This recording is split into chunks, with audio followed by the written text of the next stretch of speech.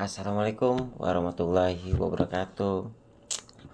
Hari ini kita akan bersama-sama belajar tentang tips untuk menjadi seorang dosen pemula.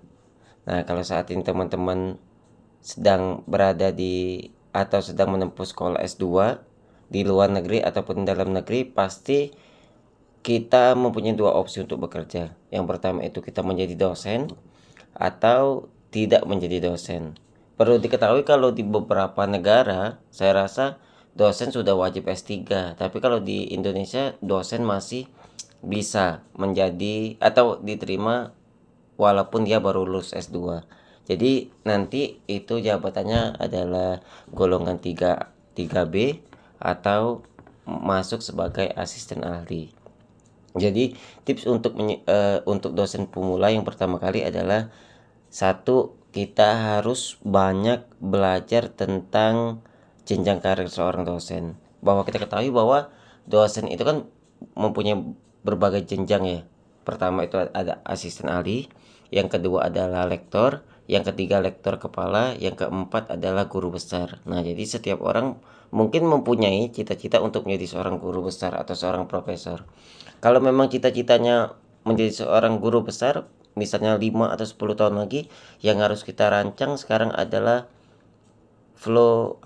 adalah roadmap pendidikan kita. Karena kalau mau menjadi guru besar, yang dilihat adalah kepakaran, yang dilihat adalah konsistensi bagaimana kita merancang sebuah riset dan penerapan dari riset tersebut. Artinya kalau memang kita punya cita-cita sebagai dosen pemula pengen jadi guru besar, kita harus mempunyai riset yang bertahap dan kontinu. Dan riset tersebut memang harus sama dengan bidang kita. Kalau misalnya saya bidangnya teknik mesin, harusnya saya memang penelitiannya tidak jauh atau masih dalam ruang lingkup teknik mesin. Kalau misalnya saya banyak penelitian tentang sosial, itu sebenarnya tidak apa-apa untuk menambah skor ya, menambah publikasi. Tapi kalau mau menjadi suatu kepakaran itu tidak terlalu bagus atau tidak terlalu dianjurkan.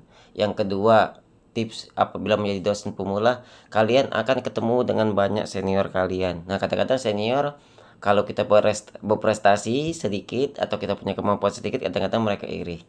Yang harus kalian lakukan adalah coba untuk bersosialisasi dengan dosen-dosen senior sebaik mungkin.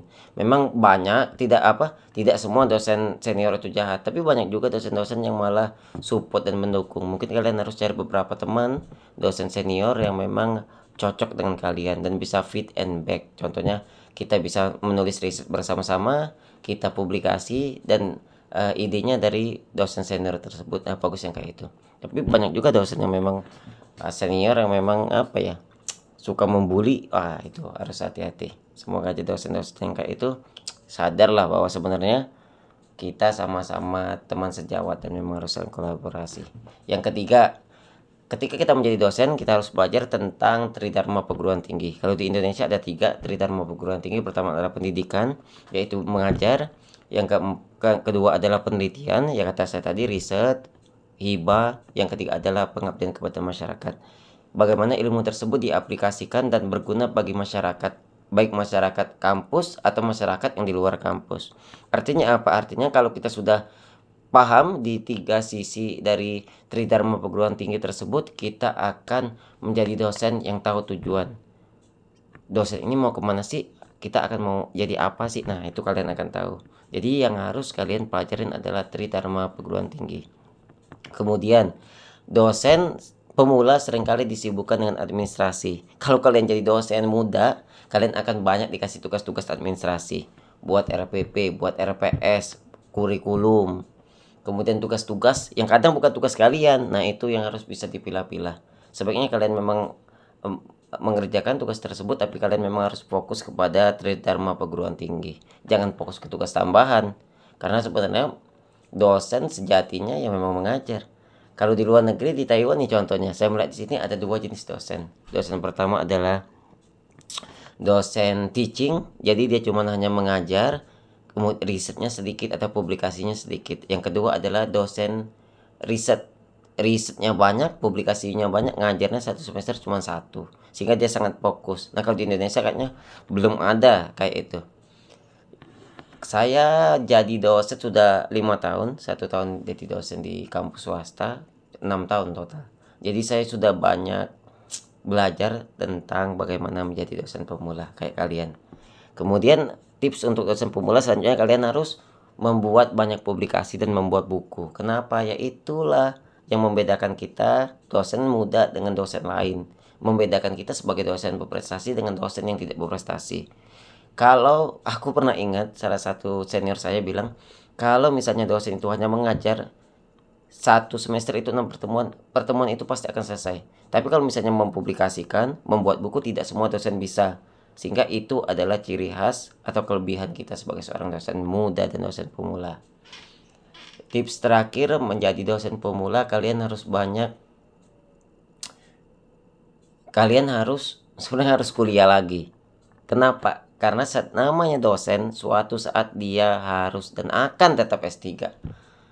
Dosen itu nggak upgrade tentang kompetensi dengan kemampuannya. Saya sudah pernah coba-coba pelatihan, tapi saya rasa ijazah S3 sangat dipentingkan oleh dosen pemula. Kenapa? Kalau kita S3, kalian bayangkan kan, kita di suatu kampus, kita dosen S2, kita dosen muda S2, ketemulah dengan para senior yang sama-sama S2. Dia pasti akan memandang kita, wah ngasih tugas terus, banyak.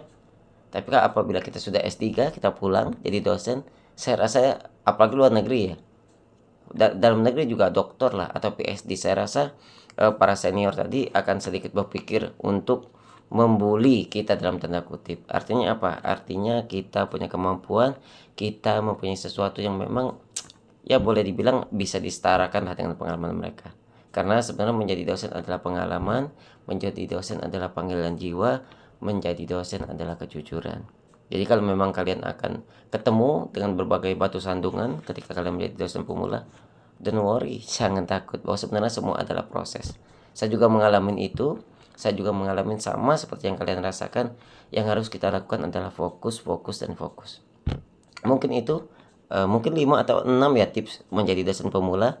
Saya harap kita bisa memberikan yang terbaik untuk dunia pendidikan, dimanapun kalian berada. Ketika kalian mempunyai cita-cita menjadi dosen, ingat, dosen adalah panggilan jiwa.